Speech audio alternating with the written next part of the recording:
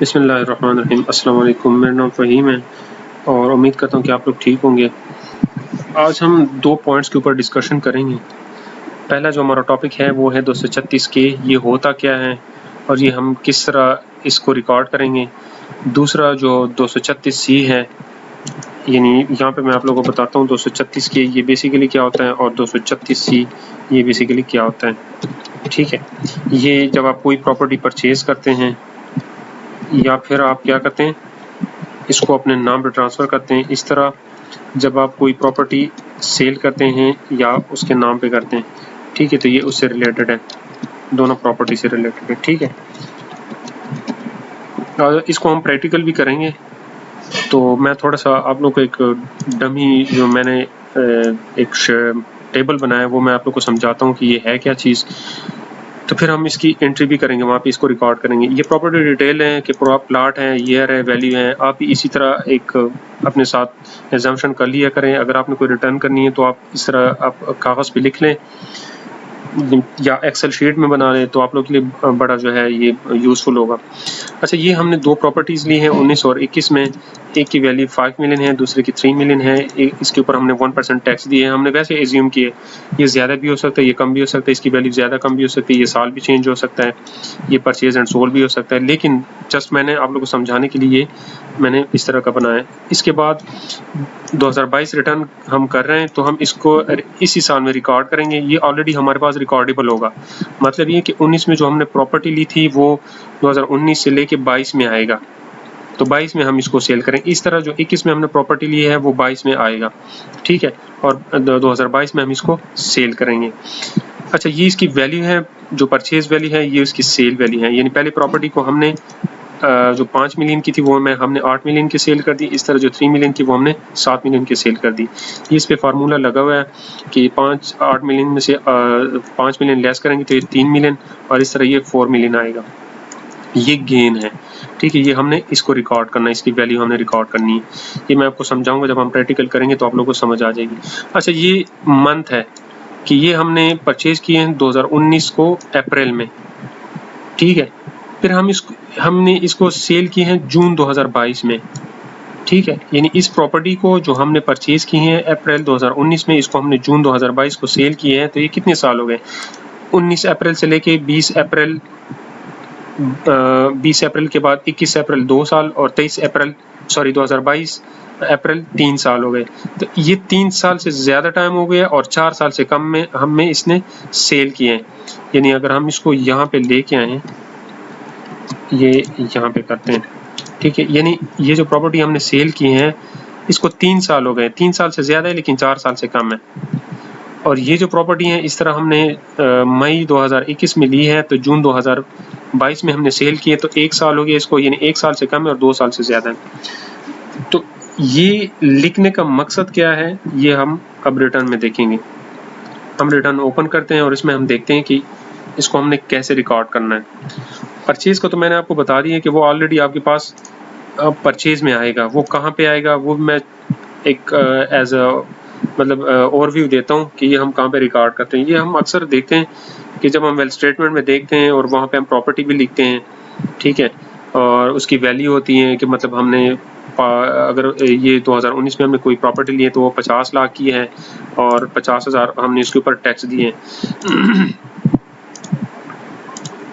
ये मैं आपको थोड़ा सा 236 के का बता देता हूँ ताकि आप लोग को सिर्फ ये रिमाइंड हो जाए, बाकी फिर सेल का हम इसके ऊपर काम करेंगे।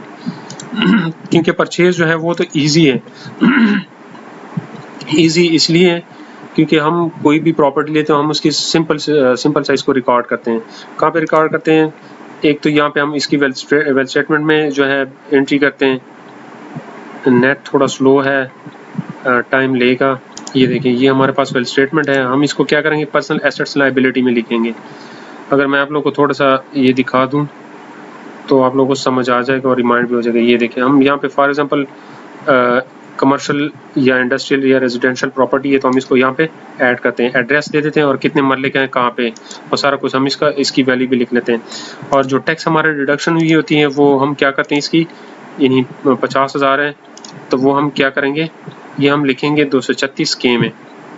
यहाँ पे ये देखें, यहाँ पे हम लिखेंगे कि इसकी जो वैल्यू है वो 50, सॉरी जो वैल्यू के ऊपर जो हमारा टैक्स कटा है वो 50,000 है, वो आप सिंपल यहाँ पे रिकॉर्ड करेंगे। ठीक है, तो ये तो हो गया 19, 20, 21 तक रिटर्न की बात। अब 2022 में हम क्या करेंगे, इसको सेल करेंगे। तो सेल करने के लिए हमने क्या करना है वो मैं आप लोग को बताता हूँ। अच्छा, ये सेल करने के लिए अब हम आ गए हमारे पास, ये देखें ये कुछ ऑप्शंस है। ये ऑप्शन यहाँ पे जो मैंने एक चीज़ आप लोगों को समझाना चाह रहा था कि मैं आप लोग को समझाऊंगा, इसको आप दोबारा मैं आपको रिमाइंड कराता कि एक प्रॉपर्टी हमने 19 में ली थी, वो हमने 3 साल के बाद और 4 साल के अंदर हमने सेल की। दूसरी प्रॉपर्टी 2021 यानी 1 साल हो गया, उसको 1 साल के बाद और 2 साल से कम हमने सेल किए। तो ये चीज़ आप नोट करें, capital gain on immovable property under section 37 3A where holding period does not exceed 1 year, यानी आप 1 साल में ही उसको सेल करते हैं तो आप उसको यहाँ पे लिखेंगे। ठीक है, दूसरा यहाँ तक आ जाए where holding period exceed 1 year but does not exceed 2 years. अब ये जो हमारी प्रॉपर्टी है, ये जो गेन है, ये दूसरे नंबर पे फॉल कर रहे हैं, इसको हम कॉपी कर लेते हैं और इसकी हम यहाँ पे वैल्यू लिख लेते हैं। ठीक है, यानी क्या कहता है कि 1 साल से ज्यादा हो गया लेकिन इसकी जो 2 साल है उससे कम टाइम में हमने सेल कर दिया। ठीक है, तो ये देखिए यहाँ पे रिसीट वैल्यू जो टोटल वैल्यू हमने लिखा है, इसके ऊपर हमारा कितना टैक्स डिडक्ट हुआ है, वो हमारा डिडक्शन हुई है उसके ऊपर, जो सेल के ऊपर है वो 1% हम एज्यूम कर रहे हैं। तो 1% के हिसाब से हमारा कितना बनेगा, 40,000 बनेगा। अब ये हमें एज्यूम करके देगा, हम इसको कैलकुलेट करेंगे तो ये हमें कैलकुलेट करके देगा कि आया जो आपके ऊपर टैक्स बन रहा है वो ठीक है या गलत है।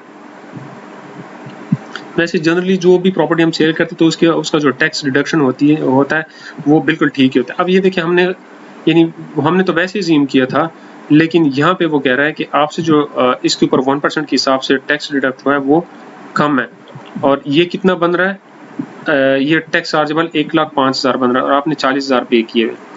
और एक इम्पोर्टेंट बात, ये फाइनल एंड फिक्स्ड या मिनिमम इसमें आ रहा है, ये फाइनल जिसे हम कहते हैं ये फाइनल में आ रहा है। ठीक है, वैसे इसका जो सेक्शन है वो तो final, fixed, minimum, average, relevant, reduce rate, यानी सारे जितने भी सेक्शंस है वो इसमें फॉल कर रहे हैं, लेकिन ये फाइनल में आ रहा है, ये आप जहन में रखें कि फाइनल में आएगा।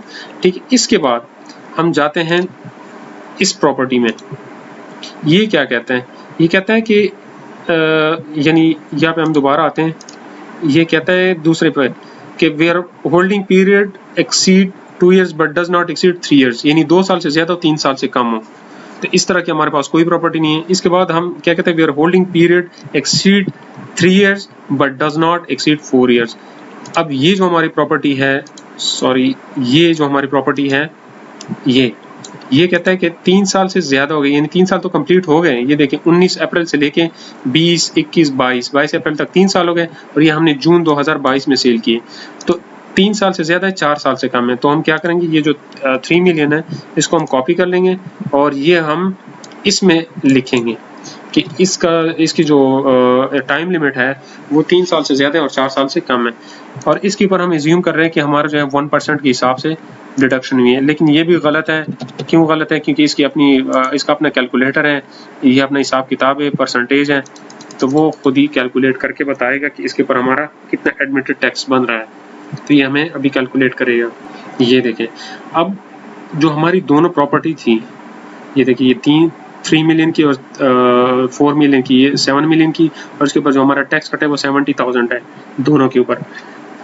चार्जेबल कितना है, 1,31,250, एक के ऊपर 1,05,000 है, दूसरे के ऊपर 26,000 है। तो ये टोटल 1,31,000 बन रहा है। अब हम देखते हैं हमारा एडमिटेड टैक्स कितना बनेगा, यानी कि जो प्रॉपर्टी है जो हमने सेल की इसके ऊपर हमारा एडमिटेड टैक्स कितना बनेगा। ये देखिए 1,31,000 बन रहा है, 17,000 हमने ऑलरेडी पे की, ये 2,000 तो खैर वैसे अच्छा ये मिनिमम टैक्स में आ रहा है। ये कोई और चीज़ है कि ऑलरेडी जो रिटर्न हम कर रहे हैं इसमें हमने कोई बिजनेस की वो डाली हुई है, तो इस वजह से ये मिनिमम का दे रहा है।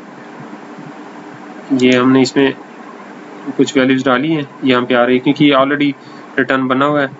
ठीक है, तो इसका मतलब ये है कि हमें कितना एडमिटेड टैक्स देना होगा, 61,000, ये हमारा एडमिटेड टैक्स होगा। अच्छा, एक और इम्पोर्टेंट बात, जो नया रिटर्न आया है उसमें ये चीज़ है कि पहले आप जाते थे PSID बनाते थे, और PSID में आपको बहुत सारे प्रॉब्लम्स आते थे, मतलब सॉफ्टवेयर काम नहीं करता था, फिर आपने CNIC डालना होता था, फिर ईमेल, मोबाइल, सारा कुछ। अब ये जस्ट 1 क्लिक पे आपको ये PSID जनरेट करके देगा। किस तरह करके देगा? आप जनरेट बिल पे क्लिक करेंगे तो ये देखें, ये उन्होंने कहा कि रजिस्ट्रेशन नंबर ये है, नाम ये है, मोबाइल नंबर है, फलाना फलाना जो भी है, और इसको आप जनरेट बिल करेंगे तो जनरेट बिल के बाद ये आपको PSID दे देगा। तो आप सिंपल इसको कॉपी कर लेंगे, हैज़ बीन जनरेटेड सक्सेसफुली। आप इसको कॉपी करें और बैंक चले जाएं या इसका प्रिंट निकाल लें, या फिर ऑनलाइन करना है तो ये PSID दे दें और इसको आप जो है इसको पे कर दें। ठीक है, तो ये चीज़ें, तो हमने 2 चीज़ें कवर की हैं। पहला तो जो हमारे पास 236 खेत था उसमें हमने वैल्यूज़ लिखने किया, उसके ऊपर हमारा कितना टैक्स कटा है और कितनी वैल्यूज़ थी वो हमने यहाँ पे 236 के में रिकॉर्ड करना है। इसके बाद हमने सेल में भी जो हमारी पर्सनल एसेट्स और लायबिलिटीज उसमें भी हमने सेल वो शो करनी है। इसके परचेज शो करनी है। और इसके बाद जो फाइनल टैक्स में हम देखेंगे जो हमने प्रॉपर्टी सेल की है उसके ऊपर जो हमारा जितना टैक्स कटा है वो हमने 236C में रिकॉर्ड करना है फाइनल टैक्स में। वो अब ये ओपन हो रहा है तो ये टाइम लेगा। ठीक है, तो मैंने ये समझा दिया। इससे रिलेटेड कोई क्वेश्चन हो, कोई क्वेरी तो आप लोग पूछ सकते हैं। इंशाल्लाह नेक्स्ट वीडियो में फिर हाजिर होंगे। तब तक के लिए इजाज़त दीजिए। अल्लाह हाफिज़।